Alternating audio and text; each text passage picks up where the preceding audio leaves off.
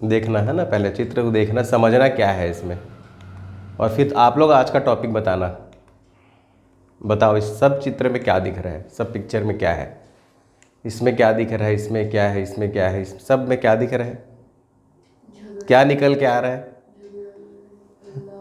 हाँ, यहाँ झगड़ा लड़ाई चल रहा है, ये कैसे बैठा है, ये लोग कैसे खड़े हैं, ये रोड में क्या कर रहे हैं, यहाँ पे कैसी व्यवस्था है, ये लोग क्या कर रहे हैं, ये क्या हो रहा है। सबको देख के क्या लगता है, एक शब्द क्या आता है? बताओ सब लोग, आज का टॉपिक आप ही लोग बताना। क्या लगता है? इनडिसिप्लिन। ठीक है, ताली बजाओ भाई का लिए एक बार, है ना। इसमें क्या नज़र आता है? इनडिसिप्लिन। ठीक है, कहीं पे भी डिसिप्लिन नज़र आ रहा था, अनुशासन नहीं नज़र आ रहा था, है ना। तो कहने का मतलब क्या है, देखो यहाँ पे ये क्लासरूम में है, बड़े लोग का कॉलेज है, ये कैसे बैठा है, बॉस है लेकिन कैसे बैठा है, ऐसे बैठना अच्छा लगेगा क्या आप लोग को? अगर किसी से मिलने जाओगे, ये बच्चे प्रेयर के लिए खड़े हैं, कैसे खड़े हैं, अच्छा लग रहा है क्या? देख के अच्छा लग रहा है क्या? नहीं लग रहा है। बस में लोग कैसे सफ़र कर रहे हैं, देखो यहाँ पे गाड़ियों की भीड़ कैसी है, ये सड़क पे ही लड़ लिए, ठीक है ना। तो हर जगह देखो, यहाँ पे ट्रेन है, ट्रेन या बस में चढ़ने के लिए कैसे लोग घुसे पड़े हैं। यहाँ पे भी देखो टीचर पढ़ा रहे हैं, बच्चे कैसे उसके साथ कर रहे हैं, है ना। सर भी क्या बताया, अपना एग्जाम्पल दिए ना, क्या एग्जाम्पल दिए कि हम पूरी मेहनत करके जाते हैं और बच्चे क्या करते हैं, हल्ला करते हैं, ठीक से पढ़ते नहीं, ठीक से सुनते नहीं है। तो यही चीज़ था वो। फिर क्या है, जो पढ़ाने वाला होता है उसको अच्छा नहीं लगता, वो कितना भी मन से पढ़ाने के लिए जाए, अगर उसके साथ ऐसा व्यवहार होगा ना, इनडिसिप्लिन, तो कोई भी पसंद नहीं करेगा, आप लोग को भी पसंद नहीं आएगा। होता है कि नहीं ऐसा? तो ये है इनडिसिप्लिन। इनडिसिप्लिन का पिक्चर मैंने इसलिए डाला क्योंकि डिसिप्लिन को समझने के लिए इनडिसिप्लिन को समझना जरूरी है। प्रकाश को जानने के लिए अंधकार को जानना जरूरी है, सच को जानने के लिए झूठ को जानना जरूरी है ना। बिना झूठ के समझ में आएगा कि सच क्या है, नहीं है, ठीक है ना। तो इसीलिए मैंने पहले इनडिसिप्लिन का पिक्चर आपको दिखाया। अब देखो यहाँ पे आज की जो हमारी क्लास है वो है अनुशासन। आपको लगता है कि नहीं कि अनुशासन बहुत ज़रूरी है? ज़रूरी है ना। और कितना ज़रूरी है वो? सिर्फ आप लोग के लिए ज़रूरी कि हम लोग के लिए भी ज़रूरी है? सब। ऐसा कौन सा डिपार्टमेंट है जहाँ पे अनुशासन की ज़रूरत नहीं है? है कोई क्षेत्र ऐसा जहाँ पे अनुशासन ना लगे, बिना अनुशासन के ही काम चल जाए? है कोई आप लोग की नज़र में? घर में अनुशासन चाहिए कि नहीं चाहिए? चाहिए। स्कूल में, सोसाइटी में, सब जगह चाहिए, क्लिनिक में, हॉस्पिटल में, सब जगह चाहिए ना अनुशासन। तो ठीक है, आज थोड़ा सा हम अनुशासन के बारे में जानेंगे कि अनुशासन क्या होता है। एक पहला कोट है, अगर आपका खुद पर अनुशासन नहीं होगा तो आप पर कोई भी व्यक्ति अपना शासन स्थापित कर लेगा। अगर आपका खुद पे कंट्रोल नहीं होगा तो कोई दूसरा व्यक्ति आप पे शासन करेगा। मतलब जैसे जो बच्चे नशे की गिरफ्त में फंस जाते हैं, उनका खुद पे कंट्रोल नहीं होता, तो वो लोग क्या करते हैं, जो नशा करने वाला व्यक्ति है उस पर शासन करने लगता है, उससे गलत काम कराने लगता है, उसको नशे की लालच दे करके उससे मर्डर करवाता है, उससे हत्या करवाता है, उससे कुछ और काम कराता है।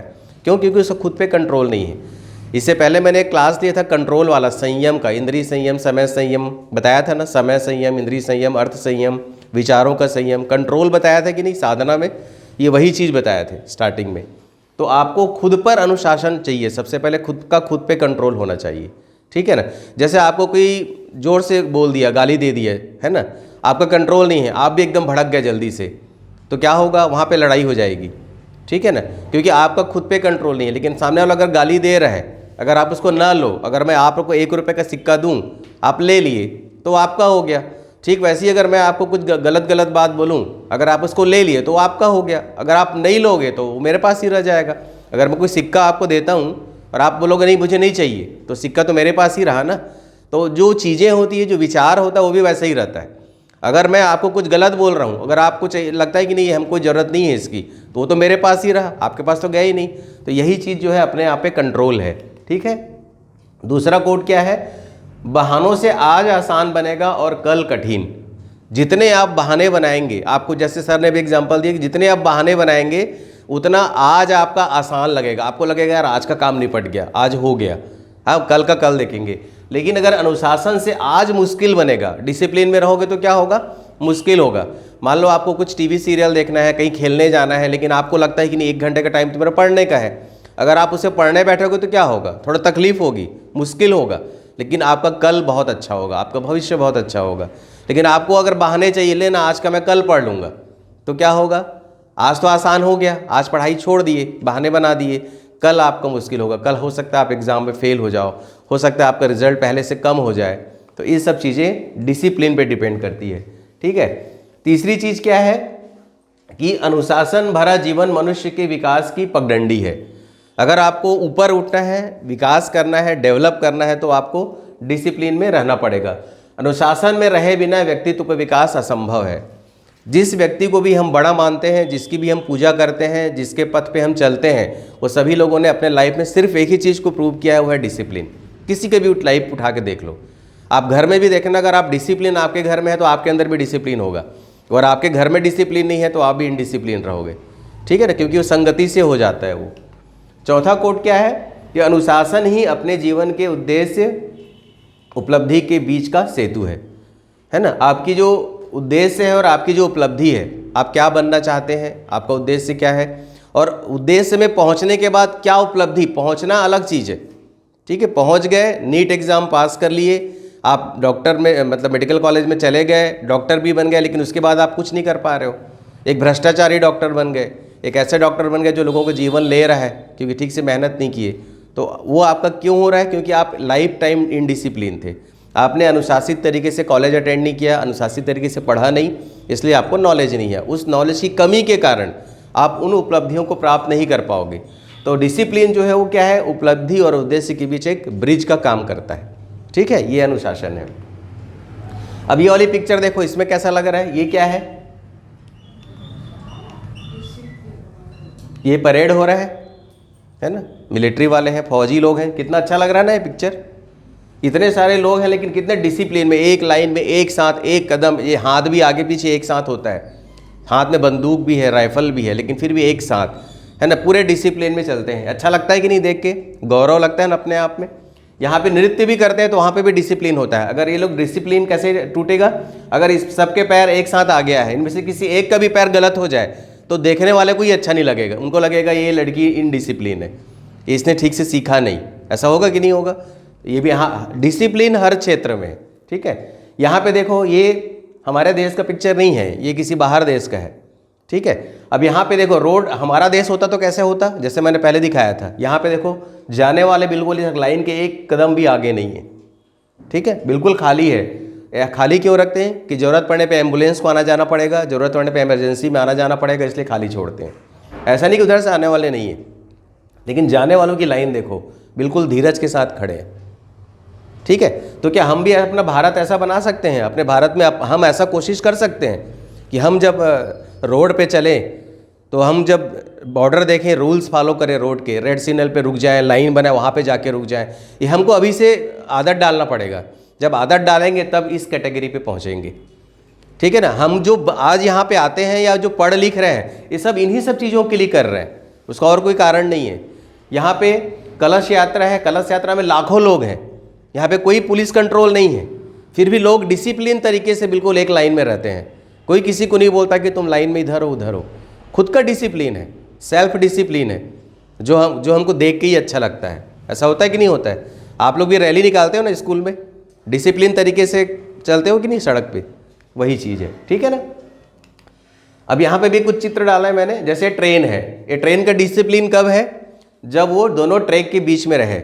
अगर ट्रेन ट्रैक छोड़ दे थोड़ी देर के लिए भी, तो क्या होगा? एक्सीडेंट हो जाएगा। ठीक है, हमारे लाइफ में भी वैसे ही एक डिसिप्लिन का ट्रैक होता है। ठीक है ना। यहाँ पे समुद्र है, यहाँ पे आप बैठे आनंद ले रहे हो। समुद्र जो है, आप समुद्र से नहीं खेल रहे होते, समुद्र आपसे खेल रहा होता है। ठीक है, आप पैर ऐसे रखते हो, समुद्र का पानी आता है, लहर आपके पैर को छू के चला जाता है, लेकिन वही पानी वापस न जाए, वो पानी और आगे आगे आता चला जाए, इधर इधर आगे आगे, तो क्या होगा? डूब जाओगे, सुनामी आ जाएगी समुद्र में। तो समुद्र इतना गहरा पानी है, इतना भयंकर पानी होते हुए भी एक डिसिप्लिन में है।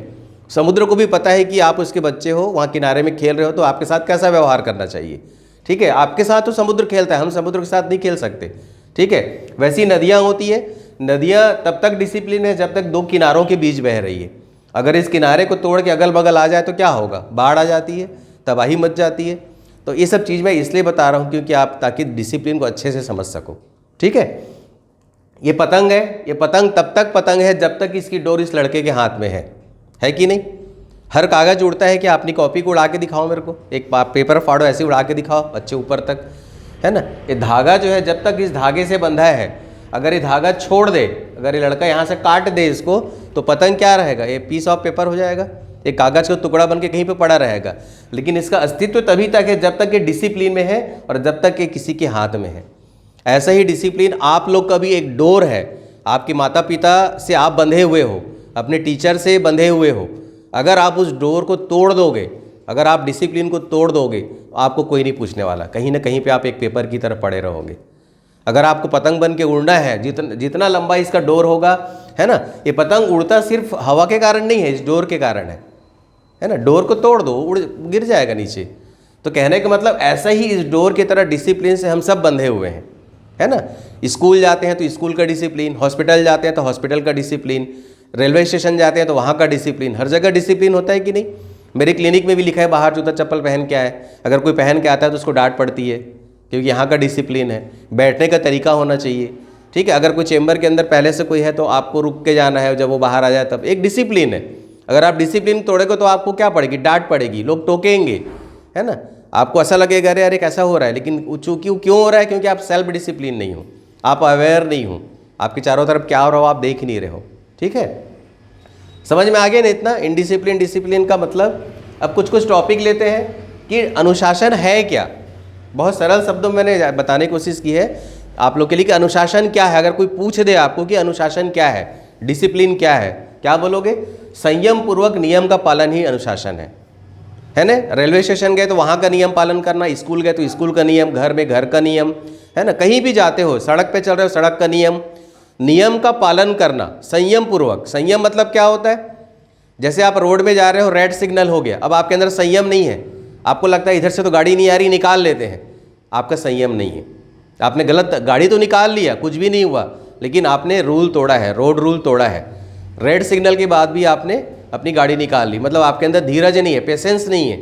अगर आपके अंदर पेशेंस नहीं है, धीरज नहीं है, तो आप अनुशासन में नहीं हो, इनडिसिप्लिन हो, ठीक है। अनुशासन दो प्रकार के होते हैं, कौन कौन से? एक बाह्य अनुशासन होता है, एक आंतरिक, एक एक्सटर्नल, एक इंटरनल। जिसके अंदर इंटरनल अनुशासन डिसिप्लिन डेवलप होगा उसको एक्सटर्नल की ज़रूरत नहीं है। एक्सटर्नल अनुशासन मतलब एग्जांपल कैसे लेंगे? मान लो आप घर में टीवी अकेले हो, माता पिता बाहर गए हैं, टीवी देख रहे हो, खूब डांस कर रहे हो म्यूजिक बजाकर, ठीक है। जैसे ही आपको पता लगा कि मम्मी पापा आ गए हैं, इसको बंद करके किताब खोल के बैठ गए। एक्सटर्नल डिसिप्लिन, दिखावा, उसका कुछ फ़ायदा नहीं होने वाला, लॉस आपका ही हो रहा है। आपको लगता है कि हम तो मम्मी पापा को टोपी पहना दिए, नहीं, आप खुद अपने आप को टोपी पहना रहे हो। मम्मी पापा को कोई फ़र्क नहीं पड़ेगा, ठीक है ना, आपको फ़र्क पड़ने वाला है। तो एक्सटर्नल डिसिप्लिन का मतलब होता है दिखावा वाला। कोई आदमी बहुत गाली गलौज करता है, बहुत बुरे व्यक्तित्व का आदमी है, लेकिन जब उसको काम निकालना है तो कुछ देर के लिए दिखावा करता है, लेकिन थोड़ी देर बाद हकीकत सामने आ जाती है, क्योंकि इंटरनली डिसिप्लिन नहीं है। तो जिसके अंदर आंतरिक अनुशासन बहुत अच्छा डेवलप होगा, वो हर समय अच्छा होगा, उसको बनावटीपन करने की ज़रूरत नहीं है। अगर मैं सच बोलता हूँ तो हमेशा सच बोलूँगा, मुझे झूठ बोलने की ज़रूरत नहीं है।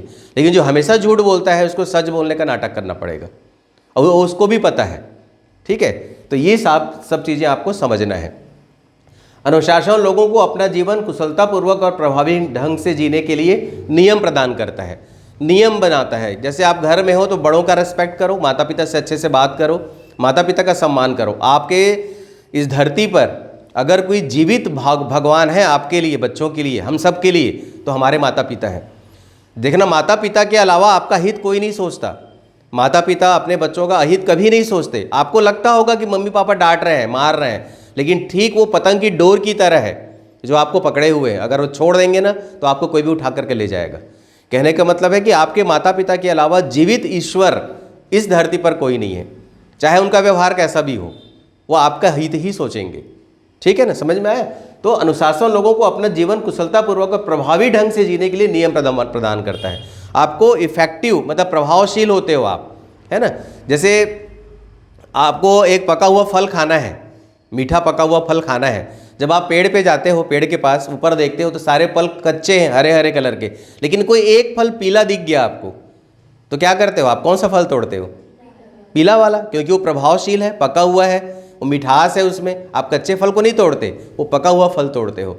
हम सब में भी ऐसी ही मैच्योरिटी होनी चाहिए, है ना। जब आप कहीं जाओगे, इंटरव्यू के लिए जाओगे, क्लास में जब वाइवा होगा आपका, सोसाइटी में जब किसी अच्छे व्यक्ति की ज़रूरत होगी तो आपकी पर्सनालिटी इतना परिपक्व होना चाहिए, इतनी मैच्योर होना चाहिए कि लोगों को लगे नहीं यार इसको बुला लो, ये बच्चा अच्छा है, ये बहुत गुणकारी बच्चा है ना। आप वो आपके ऊपर है कि आप कैसा रोल निभाते हो सोसाइटी में।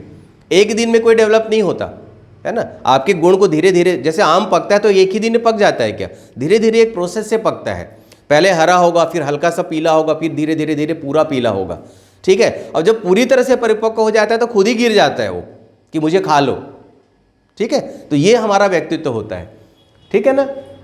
अनुशासन हमारे दिमाग और शरीर को प्रशिक्षित करने में मदद करता है। जैसे जब हम छोटे थे, जन्म हुआ हमारा, तो हमको ट्रेनिंग थी क्या, कैसे खाना है, कैसे चलना है, कैसे पढ़ना है, कैसे खेलना है, ये सब का प्रशिक्षण मिला कि नहीं, है ना। जब हम छोटे थे, हम कोई गलत करते थे तो जैसे हम सड़क पे चलना सीखे तो हमारे मम्मी पापा ने डांटा ना कि नहीं हमको किधर चलना चाहिए, कौन से साइड चलना चाहिए, लेफ्ट साइड चलना चाहिए। अगर आप राइट साइड चलोगे तो क्या होगा, गलत हो जाएगा, एक्सीडेंट होने का डर रहेगा। तो ये हमको ट्रेनिंग मिला ना, हमको सिखाया गया कि ये COW काऊ है, ये गाय है, ये बिल्ली है, बछड़ा है, सिखाया गया कि नहीं। ये लाइट है। सब्जियों के नाम बताया गए। जो छोटे छोटे बच्चे क्या करते हैं, छोटे नर्सरी क्लास के बच्चों को क्या सिखाया जाता है, फल के नाम, एनिमल्स के नाम, सब्जियों के नाम, ये सब बताया जाता है। क्यों बताया जाता है, उनको प्रशिक्षित किया जाता है, क्योंकि उनको धीरे धीरे बड़ा होकर के उसको अपने व्यवहार में शामिल करना है, ठीक है ना। तो वो क्या करता है, हमको मदद करता है हमारे दिमाग और शरीर को प्रशिक्षित करने में, अपने लक्ष्यों पर ध्यान केंद्रित करने और अपनी भावनाओं को नियंत्रित करने में भी हमको सक्षम बनाता है। इन सब चीज़ों का बहुत महत्व है। अपनी इमोशंस को भी कंट्रोल करने में हमको डिसिप्लिन मदद करता है ना। जैसे उदाहरण के लिए यहाँ पे मैं क्लास ले रहा हूँ, बहुत सीरियस क्लास चल रही है, ठीक है। अचानक से कोई एक बहुत ज़्यादा हंसने लग जाए, इतना हंस रहा है कि सबका ध्यान उधर चला गया। क्या बोलेंगे ऐसे लोग को, जब कोई बहुत सीरियस क्लास चल रही, कोई हंसने लग जाए, जनरली एक वर्ड क्या आता है मन में, पागल है। ऐसे ही होता है नहीं, ये पागल हो गया है क्या, ये कैसे हंस रहा है। लेकिन वैसे ही ठीक उल्टा कर लो, कोई बहुत हंसी मजाक की बात चल रही है और सब हंस रहे हैं, लेकिन एक व्यक्ति बहुत सीरियस बैठा हुआ है, तो अपन क्या बोलेंगे, अरे इसको क्या हो गया, ये हंस क्यों नहीं रहा है। समझ रहे हो ना, क्योंकि वो कहीं ना कहीं इमेच्योर है, कहीं ना कहीं गड़बड़ है उसका दिमाग, क्योंकि वो इमोशंस को वो शो नहीं कर पा रहा है, अपनी भावनाओं को व्यक्त नहीं कर पा रहा है। जहाँ हंसना चाहिए वहाँ हंस नहीं रहा है, जहाँ सीरियस होना चाहिए वहाँ पे हंस रहा है। तो उल्टा हो गया ना इमोशंस। अगर अभी मैं कॉमेडी कर दूँ, हंसाने वाली बात, तो सब हंसेंगे, तो इसका मतलब सब नॉर्मल है। अगर मैं कॉमेडी खूब करूँ, कोई हंसी नहीं रहा है, इसका मतलब क्या हुआ कि भावनाओं को आप एक्सप्रेस नहीं कर रहे हो, या तो वो बातें समझ में नहीं आ रही, या तो हम एक्सप्रेस ठीक से नहीं कर पा रहे हैं। तो वो डिसिप्लिन हमको यही सब चीज़ें सिखाता है, ठीक है ना। अब अनुशासित रहने के लिए हमको क्या करना चाहिए, ज़्यादा कुछ नहीं करना। ये पूरी क्लास जो PDC के चलते आ रही है उसमें यही चीज़ें बताई गई है शुरू से लेकर लास्ट तक। सबसे पहले क्या करना है, डे प्लानिंग और डे एनालिसिस करना है। डिसिप्लिन कैसे रहोगे, मान लो आपको स्कूल जाना है 7 बजे, आप उठ रहे हो 6:30 बजे, आपको बस पकड़नी है 7 बजे मान लो, तो क्या होगा, बहुत हड़बड़ी हो जाएगी कि नहीं। आपको उसी में नहाना है, प्रिपेयर होना है, नाश्ता करना है, फिर चल करके स्टॉप तक जाना है, तो इनडिसिप्लिन हुए कि नहीं आप। आपको थोड़ा पहले उठना चाहिए, सब कुछ आराम से हो, ऐसे टाइम पे उठना चाहिए, तो आपके ऊपर है। अब पता लग रहा आपने अलार्म में क्लॉक डाला कि इतने बजे बजना, 6 बजे बजना चाहिए, अब सोए से उसको मारे जा रहे हो घड़ी को बार बार, चुप मेरे को और सोना है, चुप और सोना है, होता है कि नहीं। अक्सर मोबाइल बज रहा है, उसको भी बंद कर रहे हैं, फिर सो रहे हैं, ओढ़ के फिर सो रहे हैं, क्या है, इनडिसिप्लिन है। अगर आपके लाइफ में कंटिन्यूटी नहीं है, नियमितता नहीं है, अगर किसी चीज़ को रोज नहीं करोगे तो वो आपके अनुशासन में, आपके हैबिट्स में कभी फॉर्म नहीं होगा। ऐसा कभी नहीं होना चाहिए कि आपको कि कोई रोज, कितने लोग हैं जो अपने आप उठ जाते हैं, किसी को उठाने की जरूरत नहीं पड़ती, या रोज किसी ने किसी को उठाना पड़ता है कि उठो रे हो गया टाइम। कितने लोग हैं अपने मन से उठते हैं सुबह सो के। हाँ, आयुष के लिए और वैशाली के लिए ताली बजाओ एक बार। ये बहुत बड़ी बात है कि खुद से उठना सबसे पहला डिसिप्लिन है, क्योंकि हमको हमारी जिम्मेदारी याद आती है कि मुझे स्कूल जाना है, मुझे नहाना है। अगर हम सोए हैं और जब तक हमको कोई उठाए ना, उठो उठो उठो टाइम हो गया है, इट मीन्स कि हम इनडिसिप्लिन है। लाइफ में ज़्यादा कुछ प्लान नहीं कर सकते आप, ठीक है ना। कहीं ना कहीं आप फंसने वाले हो आगे जा करके, कहीं ना कहीं पिछड़ने वाले हो। लेकिन जो खुद से उठना सीख गया, खुद से अपनी जिम्मेदारी लेना सीख गया, उसका सक्सेस रेट बहुत होने वाला है, वो लोगों से पहले सफल होने वाला है, ठीक है ना। डे प्लानिंग का मतलब क्या होता है कि आप पूरा प्लान कर लो कि आज क्या क्या करना है आपको, सुबह से लेकर रात तक आपको क्या क्या मुख्य मुख्य काम है, कौन कौन से सब्जेक्ट पढ़ने हैं, कि घूमने जाना है, किसी से बात करना है, कुछ मार्केट जाके कुछ परचेस करना है, ये प्लानिंग है, ठीक है, इसको बोलते हैं प्लानिंग, कि हम सुबह प्लान किया हमको क्या क्या करना है। उसके बाद डे एनालिसिस, जब आप रात को सोने जाओ उस समय ये देखो कि आपने जो प्लानिंग किया था उसमें से क्या क्या चीज़ कर पाए, उसमें सब चीज़ कर पाए कि कुछ चीज़ें छूट गई, है ना, उसको प्लान करना। उसके बाद जब कुछ चीज़ छूट जाती है उसको नेक्स्ट डे में प्लान करना, ठीक है। अब कई बार क्या होता है कि हमारे साथ प्लानिंग बहुत होती है लेकिन कुछ अचानक से ऐसा होता है कि कुछ ज़्यादा प्रायोरिटी वाली चीज़ें होती है, तो ज़्यादा प्रायोरिटी मतलब जो बहुत ज़्यादा महत्वपूर्ण होता है उसको पहले लिखना है, उस काम को पहले करो जो ज़्यादा प्रायोरिटी। जैसे किसी चीज़ का मान लो बिजली बिल पटाना है, आज लास्ट डेट है ना, तो प्रायोरिटी देंगे ना, क्योंकि आज अगर नहीं पटाएंगे तो लेट फीस लग जाएगा, तो उसको बोलते हैं प्रायोरिटी। जिसका डेट या जिसका टाइम खत्म होने वाला है उसको प्रायोरिटी देना है, जिसको हम 1-2 दिन आगे खसका सकते हैं उसको आगे खसकाना है। तो ये सब अभी से आपको हैबिट में डालना पड़ेगा।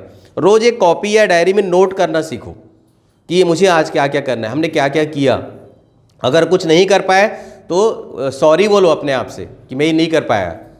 किसी को बुरा बोल दियो तो सॉरी बोलो कि नहीं मुझे ऐसा बुरा नहीं बोलना था, उसके साथ मुझे ऐसा व्यवहार नहीं करना था। ये सारी चीज़ें एनालिसिस में आती है, सिर्फ काम नहीं, इमोशंस भी को भी आपको एनालिसिस करना है। तो जब रोज़ करने लगोगे सोने, चलो ठीक है बैठे बैठे नहीं कर सकते, जब लेटते हो तब कर लो, लेकिन करना सीखो, ठीक है ना। संयम, समय का प्रबंधन करना, टाइम मैनेजमेंट करना। जैसे आपको 7 बजे स्कूल जाना तो 6 बजे उठना चाहिए, न कि 6:30 बजे। तो टाइम कैसे मैनेज करना है। अगर कोई आपको कहीं बुलाया कि 7 बजे पहुंचना है, आप 7 बजे घर से निकल रहे हो, ज़्यादातर भारत में यही हो रहा है अभी। आज देखना कहीं भी कुछ भी कार्यक्रम होता है तो 1 घंटे 1.5 घंटे लेट हो रहा है। तो 7 बजे का टाइम है, इसका इट मीन्स कि आपको 7 बजे वहाँ पहुँच जाना है, 5 मिनट पहले ही पहुँच जाना है ना, वो है टाइम मैनेजमेंट। संयम रखें यानी पेशेंस रखें, जैसे मैंने बताया है ना। अगर कहीं किसी क्यू में किसी लाइन में खड़े हो, चाहे वो बैंक हो, हॉस्पिटल हो, पोस्ट ऑफिस हो, वहाँ पे थोड़ा वेट करना, नहीं सबको मेरी भी पारी आएगी, ये नहीं कि बीच में घुसना, चाहे मंदिर ही क्यों ना हो, अपने क्यू में जाना, डिसिप्लिन रहना और संयम के साथ आगे बढ़ना। राष्ट्र के प्रति प्रेम और आदर की भावना रखना। कुछ भी काम करो तो ये सोच के करो कि ये काम मैं राष्ट्र को समर्पित कर रहा हूँ। कभी भी कोई भी काम ये सोच के मत करो कि मैं अपने लिए कर रहा हूँ। राष्ट्र को समर्पित करोगे तो राष्ट्र प्रेम जगेगा, आपको राष्ट्र से प्यार होगा, आपको गौरव होगा कि मैं भारत का वासी हूँ। अगर आप अपने लिए करोगे तो कभी आपको राष्ट्र से प्रेम नहीं होगा। ये जो झंडा है, जो झंडा होता है भारत का 3 कलर का, उसके प्रति आंसू आना चाहिए, गर्व होना चाहिए, है ना। उसको कोई थोड़ा सा भी चोट पहुंचे तो आपको दर्द होना चाहिए, तो वो राष्ट्र प्रेम है, ठीक है। माता पिता, शिक्षक, गुरुजन एवं अपने बड़ों से आज्ञा का पालन करना है। आपके माता पिता कुछ भी बोलते हैं, आपके टीचर कुछ भी बोलते हैं, आपके गुरुजन या आपके बड़े भाई बहन या आपके फ्रेंड भी कोई अच्छी बात बोल रहे हैं, उनका रेस्पेक्ट करना सीखो। अगर रेस्पेक्ट आप करोगे, आपको अगर रेस्पेक्ट चाहिए, मान लो मुझे, आपको लगता है कि मैं आपको जैसे मैं सर को बोलूँ सर गुड मॉर्निंग, तो सर क्या बोलेंगे, गुड मॉर्निंग। पहले कौन झुका, मैं झुका, तब तो सर झुके। जब आप किसी की गुड मॉर्निंग बोलते हो, सर गुड मॉर्निंग, तो ऑटोमेटिक वो सामने वाला झुकता है। आपको किसी को झुकाने की जरूरत नहीं, पहले स्वयं झुको, सामने वाला अपने आप झुकेगा, ठीक है ना। ये चीज़ों को अपने लाइफ में फॉलो करना। सकारात्मक सोच रखें एवं धैर्य बनाए रखें, हमेशा पॉजिटिव थिंकिंग रखना। कुछ गलत भी हो रहा है तो उसको टाल दो, ठीक है देखा जाएगा, होना था हो गया, ज़्यादा उसको सीरियसली लेके उस पर एनालिसिस करने की जरूरत नहीं है, ठीक है ना। किसी से अपेक्षा ना रखें, किसी की उपेक्षा ना करें। किसी से ना उम्मीद मत रखो ज़्यादा कि मेरा काम ये कर देगा, इसके वजह से मेरा ये काम हो जाएगा। जितना आप अपेक्षा रखोगे उतने दुखी रहोगे, इनडिसिप्लिन रहोगे, ठीक है ना। किसी की उपेक्षा भी नहीं करना आपको, अरे ये तो बहुत छोटा आदमी क्या करेगा, ये तो ये क्या करेगा, ये तो मेरा जूनियर है, ये तो मेरा ये है, ये क्या कर लेगा, इसकी है ना, ऐसा होता है ना अक्सर, अरे वो क्या कर लेगा मेरा, ये उपेक्षा है। ये भी हमको हमारी अपेक्षा और हम जो किसी को उपेक्षा करते हैं, ये दोनों चीज़ें हमको पतन की ओर ढकेलती है, कभी ऊपर नहीं उठने नहीं देगी। तो हमको किसी से अपेक्षा नहीं रखनी है, उतना ही सोचो जितना आप स्वयं कर सकते हो, उससे ज़्यादा नहीं। आपको लगता है कि मैं इतना कर सकती हूँ, मेरे पास इतना बजट है, उतना ही प्लान करो। लोगों से उम्मीद मत रखो कि यहाँ से हो जाएगा। अब जब अपने आप पे डिपेंड होकर करते हैं तो ऑटोमेटिक लोग आपकी तरफ बढ़ते हैं हेल्प करने के लिए, ठीक है ना। सफलता विफलता दोनों को स्वीकार करना है। जब खेल कूद होता है तो क्या होता है, कोई जीतता है कोई हारता है, इसका मतलब वो तो खेल ही है, उसमें तो किसी ने इसको जीतना था, किसी ने किसी को हारना था। अब दोनों का एक्सेप्ट करना है, ठीक है, जो जीत गया तो जीत गए, तो बहुत ज़्यादा उछलने की भी ज़रूरत नहीं है। अगर उसमें हार गए, अगर जीत नहीं पाए तो भी दुखी होने की ज़रूरत नहीं है। अगर जीत गए तो अगला प्लानिंग करो, हार गए तो ये सोचो कि मैं क्यों हारी और अगली बार कैसे जीतूंगी। दोनों चीज़ें लाइफ में अप एंड डाउन हमेशा रहेगा, लाइफ टाइम रहेगा, ठीक है ना। ऐसा नहीं कि आज की बात है, ये हर क्षेत्र पे लागू होता है। खुश रहें और मुस्कुराते रहें, चाहे जैसी भी परिस्थिति रहे, स्माइल को कभी ना छोड़ें। जो लोग हमेशा मुस्कुराते रहते हैं उनके चेहरे के मसल्स का एक्सरसाइज अलग होता है, और जो कभी कभी मुस्कुराते हैं बनावटी वाला, जब हम फोटो खिंचाते हैं स्माइल करते हैं कितना अच्छा लगता है ना फोटो। सोचो दिन भर जब मुस्कुराओगे तो कितना अच्छा हो जाएगा लाइफ, देखने वाले को भी खुशी मिलती है ना। तो कहने का मतलब क्या होता है, हमेशा खुश रहना है और स्माइल करना है, निगेटिव चीज़ों को फेंकना है, बॉडी से बाहर निकालना है। कुछ गलत हो गया छोड़ दो, देखा जाएगा देखा जाएगा देखा जाएगा, ठीक है ना। जैसे हर रोज़ अंधेरा होता है, रात होती है, लेकिन रोज़ सुबह भी तो होती है। हमारे लाइफ में भी यही चीज़ होती है, बुराइयाँ भी आएंगी अच्छाइयाँ भी आएंगी, बुराइयों को फेंको अच्छाइयों को इकट्ठा करो, बस ये आपको करना है। तो डिसिप्लिन में और ज़्यादा कुछ जानने की ज़रूरत नहीं है, सच बोलो, बड़ों की आज्ञा का पालन करो, है ना, अपना प्लान खुद करो, ज़्यादा किसी से अपेक्षा ना करो, किसी की उपेक्षा ना करो। छोटी छोटी चीज़ें हैं जिसको अपने लाइफ में उतारना शुरू करो, प्रैक्टिस करोगे ना, इसके बाद वही चीज़ लिखा है, क्या लिखा है यहाँ पे, success is nothing more than a few simple discipline practice every day. Practice करना पड़ेगा, अगर आप प्रैक्टिस नहीं कर पा रहे हो तो वो चीज़ आपकी लाइफ में कभी नहीं उतरेगी। जब रोज़ प्रैक्टिस करने लगोगे छोटी छोटी छोटी, तो ऑटोमेटिक आप बड़े हो जाओगे। जैसे यहाँ पे मेरे को सीढ़ी बनाना है लकड़ी का, तो पहले तो मैं एक स्टेप बनाऊंगा, फिर दूसरा, फिर तीसरा, फिर चौथा, तो ऐसे स्टेप्स आगे बढ़ते जाएंगे, ठीक है ना। और राष्ट्र के प्रति हमको प्रेम और सम्मान का भाव जगेगा, ठीक है। ये दिखाना है कि वीडियो दिखा देंगे डांस वाला, है ना, कर दो, चालू कर दे, वहाँ एक क्लिक कर दे। यह योत्कर्ष वाला है, देखो डांस का साउंड कैसे है।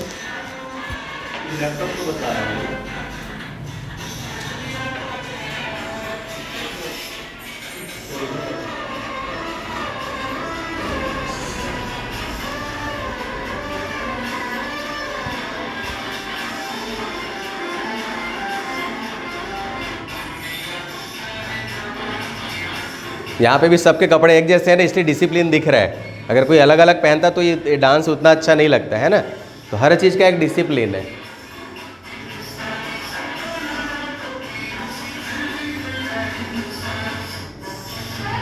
कितने साल हो गए, 4 साल हो गए क्या, 5 साल,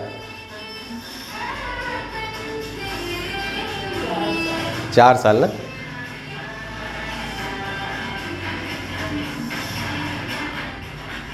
साउंड कैसे आ रहा है इसका।